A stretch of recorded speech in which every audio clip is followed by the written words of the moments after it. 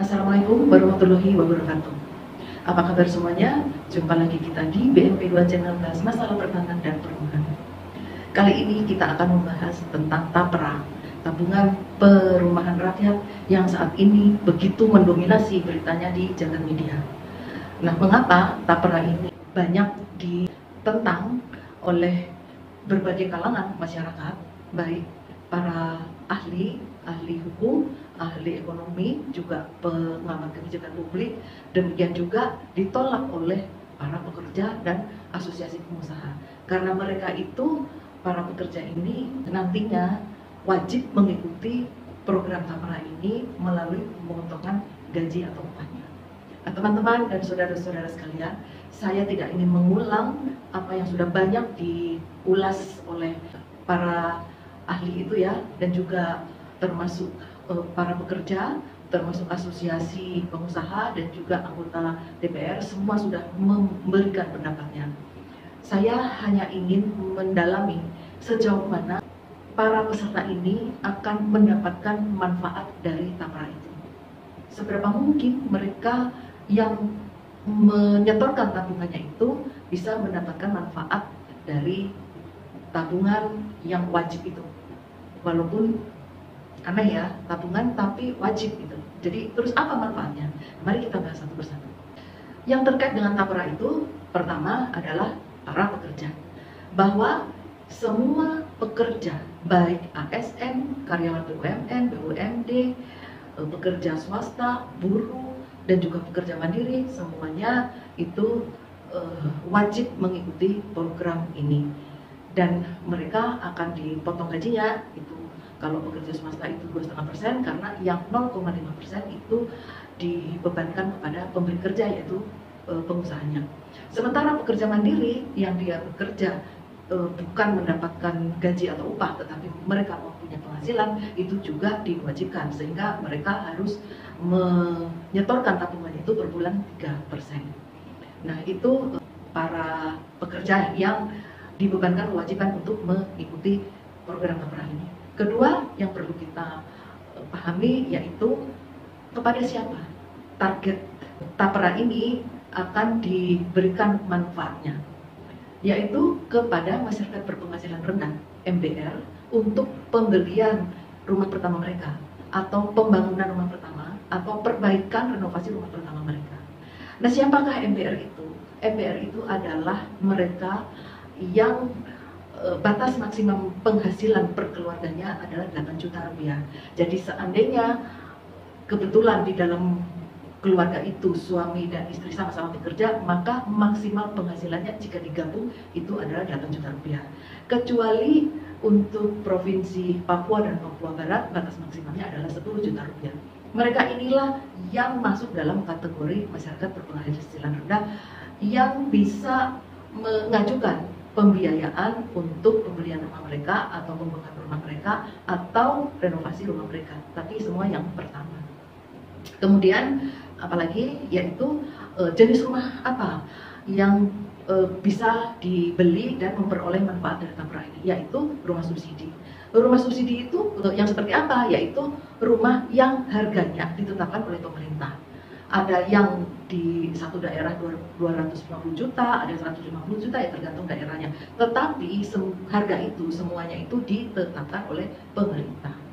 Nah, kemudian manfaat apa yang bisa diperoleh oleh peserta TAPRA ini terkait dengan rumah subsidi itu, yaitu pemerintah menyediakan subsidi selisih bunga. Jadi bukan subsidi harga rumah ya, tetapi subsidi selisih bunga. Jadi kalau bunga pada umumnya itu adalah 9%, maka peserta TAPRA yang memperoleh manfaat itu hanya dikenakan bunga sebesar 5%, selebihnya ditanggung oleh pemerintah. Nah, saat ini BP TAPRA juga menyiapkan DP 0%. Nah, untuk DP 0% ini itu yang menjadi pertanyaan saya. Apakah DP 0% ini benar-benar disiapkan oleh BP TAPRA? Artinya penerima manfaat itu tidak perlu mengembalikan, karena memang betul-betul disiapkan melalui dana TAPRA. Kalau dia hanya berupa dana talangan, ini berarti si pembeli yang menerima manfaat tadi kan tetap harus mengembalikan. dengan cara menyicil selama masa KPR-nya maksimal 30 tahun. Apapun namanya, yang pasti kalau dia dana talangan tetap itu ada angsuran untuk mengembalikan dan juga pasti ada bunganya walaupun sekecil apapun. Ini perlu dijelaskan oleh BP Tapera. Jangan hanya ini DP 0%, DP 0% itu DP 0% yang bagaimana gitu, apakah memang diberikan atau berupa dana talangan.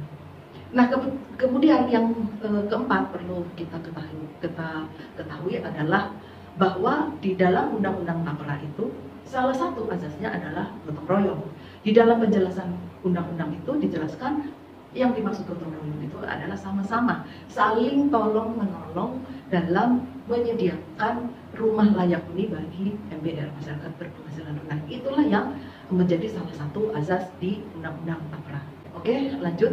Kita kembali untuk mengupas satu persatu dari hal-hal yang terkait dengan tapera ini.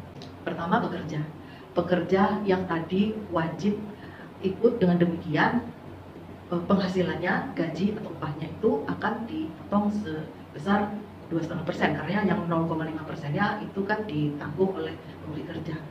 Nah, besarnya UMP itu kan berbeda-beda antara provinsi satu dengan provinsi lainnya. Untuk DKI itu 5 juta sekian, kalau nggak salah UMP yang terbesar itu di DKI.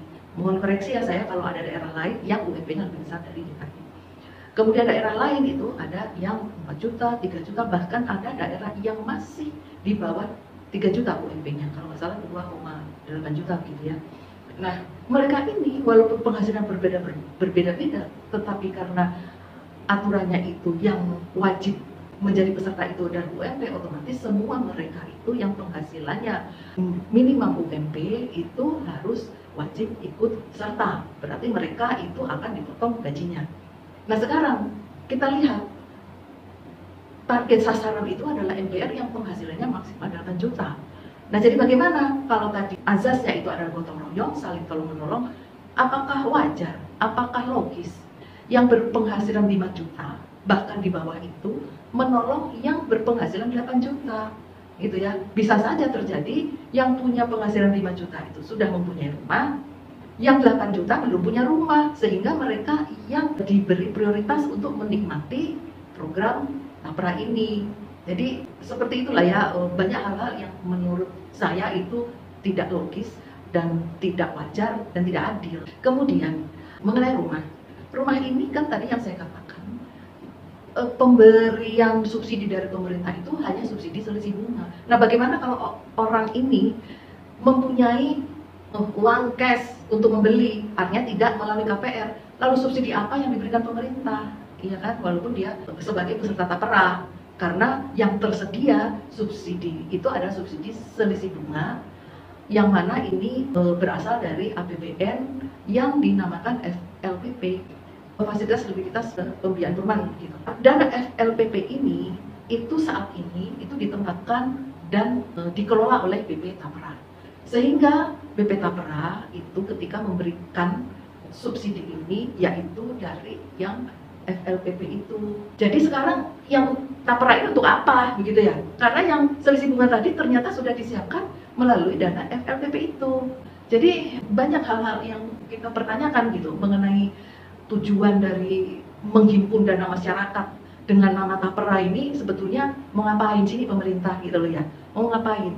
Nah, kemudian bagi yang tidak bisa menerima atau menikmati manfaat dari tapera itu, mereka hanya menjadi penabung yang mereka akan bisa nanti mengambil tabungannya itu ketika umur 58 tahun atau ketika sudah pensiun. Jadi lucu gitu ya program ini. Pemerintah itu ngomong ini tabungan tidak akan hilang. Tapi tabungan untuk apa? Kalau judulnya perumahan, ya harus digunakan untuk perumahan. Jangan cuma dihimpun, kemudian ini digunakan untuk apa gitu ya. Yang manfaatnya juga tidak bisa dinikmati oleh semua peserta gitu ya. Ini berbeda loh dengan BPJS. BPJS walaupun itu subsidi silang, tetapi semua orang kemungkinan memang akan sakit, nggak ada orang sehat terus gitu ya. Sehingga semua masih berpeluang untuk menerima manfaat dari BPJS itu. Nah, kalau perumahan ketika orang sudah punya rumah, karena yang akan diberikan manfaat itu adalah rumah pertama, terus yang punya rumah berarti cuman setor tabungan doang dong, cuma dipotong gajinya aja. Padahal gaji itu untuk memenuhi kebutuhan sehari-hari saja saat ini. Betapa masyarakat itu sedang dalam kesulitan. Pertumbuhan ekonomi tidak ada. Semua bahan-bahan kebutuhan hidup ini merangkak naik. Jadi coba tolong pemerintah itu dipikir dengan jernih, dengan akal sehat. Jangan dengan akal kepentingan. Nah sekarang kita ingin tahu, kalau sudah dana terkumpul, ternyata tidak bisa dimanfaatkan oleh banyak peserta. Terus mau diapain ini uang ini? Triliunan loh. Di dalam undang-undang dan PP-nya, dana itu akan diinvestasikan. Itulah yang namanya pemupukan. Dan nanti konon katanya para peserta yang menabung itu ketika dia mengambil hasil tabungannya pada saat pensiun atau pada saat usia 58 tahun, itu akan dikembalikan bersama hasil pemupukan dananya. Sekarang masyarakat ini, semua peserta tapera ini akan diberi informasi transparan nggak? Hasil pemupukannya itu seberapa banyak yang akan diberikan kepada para penabung tadi, dan dengan cara apa pemupukan itu dilakukan? Yang pasti pemupukan itu dilakukan dalam bentuk investasi, bisa surat utang negara yang konvensional, surat utang juga yang syariah, dan juga bentuk investasi lainnya, entah bunga deposito atau apa gitu. Tetapi masyarakat perlu tahu hasil pemupukannya itu dapatnya seberapa, sehingga bila dikembalikan nanti kepada masyarakat yang sebagai peserta itu, dia dapat berapa. Karena testimoni, salah satu testimoni yang juga dimuat di media sosial, ini ada seorang bercerita, ibunya itu sudah 30 tahun bekerja sebagai ASN, dan ketika dia pensiun, dia mau mengambil dana tabungan tapera itu, katanya jumlahnya hanya 8 juta, 30 tahun loh, 8 juta, dan itu pun dipotong ini, administrasi, dan akhirnya dia cuma akan mendapatkan 3 juta. Itu pun 3 juta belum terimanya karena dia udah males ngurusin kesana kesini, kok ribet amat gitu loh. Kenapa cuma 3 juta? Katanya sudah pernah diambil, jadi juga bingung diambil pada saat kapan. Yang pasti pada saat waktu masih Bapertaruh, karena tapera ini kan pengembangan dari Bapertaruh PNS, Badan Pertimbangan Tabungan Perumahan Pegawai Negeri Sipil 1. Itu memang ada katanya bantuan uang muka untuk perumahan, tapi besarnya hanya 1,3 juta dan 1,8 juta. Uang muka apaan itu? Akhirnya kepada penerima uang itu dipakai untuk membeli yang lain-lain, membeli alat rumah tangga, perabot rumah tangga, mungkin untuk uang muka motor, kan gitu, dan lain sebagainya. Jadi ya seperti itulah testimoni yang bagi yang sudah berupaya untuk mencairkan tabungannya. Kemudian apakah juga seluruh MBR tadi, walaupun dia belum punya rumah, dia mau membeli rumah pertama, apakah juga pasti gitu ya? Apa juga pasti dia akan mendapatkan? KPR itu melalui BI checking, kalau sekarang itu slip checking ya dari OJK. Apakah KPR-nya itu pasti disetujui? Belum tentu. Kebanyakan yang saya tahu yang mengajukan itu juga KPR-nya ditolak karena apa? Karena dia sudah mempunyai cicilan-cicilan yang lain yang sebelumnya, begitu ya? Atau mungkin dia sudah mempunyai beban yang lain-lain sehingga KPR-nya ini tidak disetujui. Nah dia tidak bisa memanfaatkan juga kan? Gitu. Jadi pemerintah pun kalau memang ingin membantu, bukan membantu ya, jadi tanggung jawab untuk menyediakan rumah layak huni bagi masyarakat berpenghasilan rendah itu tanggung jawab dan kewajiban negara loh. Itu ada di UUD 45. Jadi jangan yang itu harus menjadi tanggung jawab dan kewajiban negara, tapi dialihkan menjadi beban masyarakat lainnya. Dan yang paling mengganjal di hati saya ketika dana sudah terhimpun triliunan itu loh, terus mau diapain sih? Ya wajar kalau masyarakat ini curiga, karena apa? Korupsi merajalela di negeri ini terkait dengan penghimpunan dana ini. Jiwasraya ada kasus korupsinya, Asabri ada kasus korupsinya, Taspen ada kasus korupsinya. Nah coba bisa dibayangkan kecurigaan masyarakat itu sedemikian rupa, sementara orang-orang ini dipotong gajinya gitu.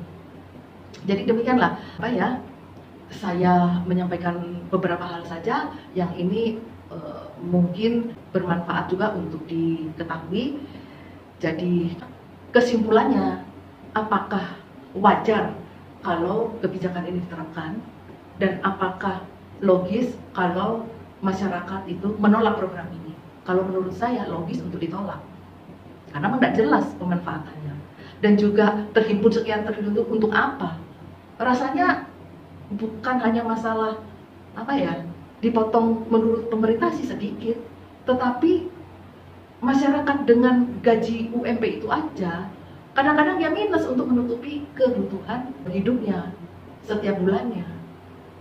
Dan banyak juga yang ternyata sudah mempunyai rumah, mereka sudah dalam posisi sedang mengangsur KPR untuk rumahnya. Nah terus ngapain mereka dibebankan, apalagi kalau menurut ulasan-ulasan sebelumnya sudah banyak yang mengulas bahwa sebetulnya untuk pekerja ini dari BPJS Tenagakerja ada bagian yang itu sebetulnya untuk pembiayaan perumahan, yaitu bagian dari yang jaminan hari tua itu. Dan di jaminan hari tua itu yang sekarang jumlahnya sudah 460 triliun, 30%-nya, jadi kurang lebih 160 triliun itu ternyata merupakan manfaat yang bisa diberikan untuk pembiayaan perumahan. Nah jadi kalau mereka disuruh menabung lagi, apa nggak double-double mereka dipotong gajinya untuk sesuatu yang mereka tidak tahu manfaatnya? Ya, jadi sekian ini dari saya. Semoga pemerintah mendengarkan dari segenap curahan hati warga masyarakat bahwa ini kebijakan pemerintah ini tidak tepat, menzalimi masyarakat, tidak adil. Demikian yang bisa saya sampaikan, semoga bermanfaat. Kita bisa jumpa lagi di video berikutnya. Wassalamualaikum warahmatullahi wabarakatuh.